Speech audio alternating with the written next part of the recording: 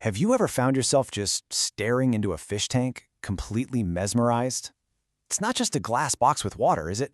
It's a tiny, vibrant, living world. Well, today, using the Encyclopedia of Aquarium and Pond Fish as our guide, we're going to dive right into that world. We'll explore the incredible creatures that live there and even how you can build one of these amazing ecosystems all on your own. First, let's just soak in the sheer beauty of it all. I mean, look at this. This is the Siamese fighting fish, the betta.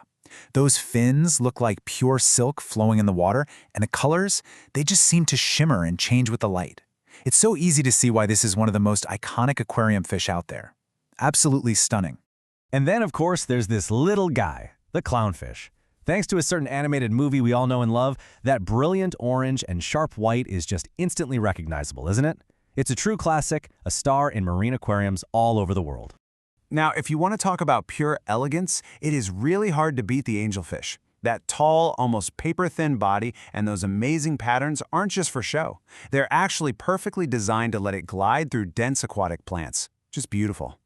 And rounding out our little tour, we have the delicate butterfly fish. You often see these in groups, and they bring these incredible, intricate patterns in little pops of color to a marine tank. The variety in the fish world, it's just mind-blowing. So yeah, their beauty is just undeniable. But when you look past all the dazzling colors and shapes, what is it that makes a fish, well, a fish? What are the basic design principles that all these different creatures share?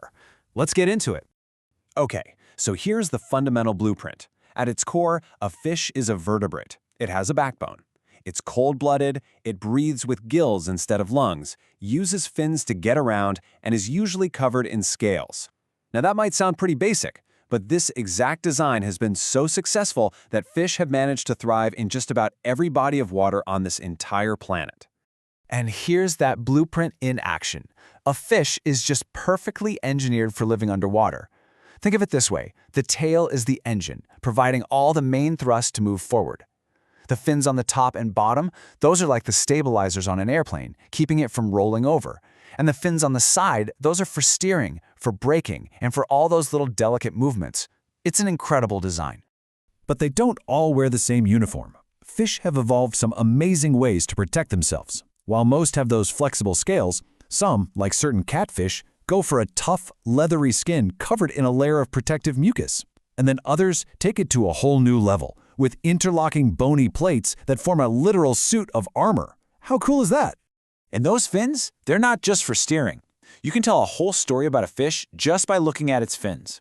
A deep fork in the tail? That fish is built for speed, a real open water cruiser. A broad paddle-shaped tail? That's your ambush predator, designed for an explosive burst of speed from a dead stop. Fins are basically a fish's multi-tool, perfectly shaped for whatever job it needs to do. Okay, so understanding the fish is step one. But the next step, that's building their world. And trust me, this is about way more than just dumping some water in a glass box. It's about creating a living, breathing, balanced ecosystem. So let's take a look at how it's done. Every great ecosystem starts with a solid foundation. So first things first, you've got to wash that tank. And listen, use only clean water. Never, ever use soap or detergent. That stuff is toxic to fish. Next, you place it on a special mat, which helps prevent any stress on the glass from an uneven surface. Then, you rinse your gravel really, really well to get all the dust out. After that, you'll lay down your under-gravel filter, which is key for processing waste, and then you pour in the clean gravel, making a nice little slope from the back to the front. It looks better and helps collect debris. Simple steps, but getting this foundation right is absolutely crucial. All right, your tank is prepped and ready. Now comes the best part, choosing who gets to live there. But hold on, you can't just pick fish because they're pretty. You have to be a good landlord. Using a guide like this encyclopedia is so important for making smart choices that lead to a happy, healthy fish community. So let's take this fish, for example, the firemouth cichlid. It's a gorgeous fish, no doubt. But what does it actually need to be happy? Is it going to play nice with others? What kind of water does it like? How big is it going to get? These are the questions you have to ask to know if it's the right fit for your tank. And this is how you find the answers. Think of this like a stat sheet for every fish. Origins tells you its natural home. Size is a big one. That cute little fish in the store could grow to be 6 inches long. Water tells you the exact temperature and pH it needs. But maybe the most important one here is temperament. See this? territorial and aggressive. That tells you right away you can't put this fish in a tank with small, peaceful little guys. Reading this info is what prevents some really sad and expensive mistakes. You know, when you put it all together, when you combine a real understanding of the fish with the careful work of building their environment, that's when you unlock the real magic of this hobby. It stops being a decoration and starts being this source of just endless wonder.